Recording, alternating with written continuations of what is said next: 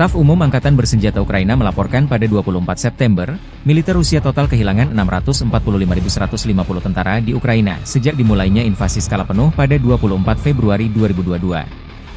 Jumlah ini termasuk 1.400 korban yang diderita pasukan Rusia selama sehari terakhir.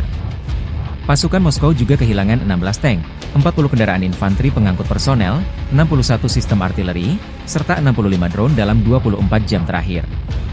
Menurut laporan militer tersebut, pasukan Vladimir Putin juga total kehilangan 8.800 tank, 17.292 kendaraan tempur lapis baja, 25.175 kendaraan dan tangki bahan bakar, 18.475 sistem artileri, 1.198 sistem roket peluncur ganda, 952 sistem pertahanan udara, 369 pesawat terbang, 328 helikopter, 15.764 pesawat tanpa awak, 28 kapal dan perahu, dan 1 kapal selam.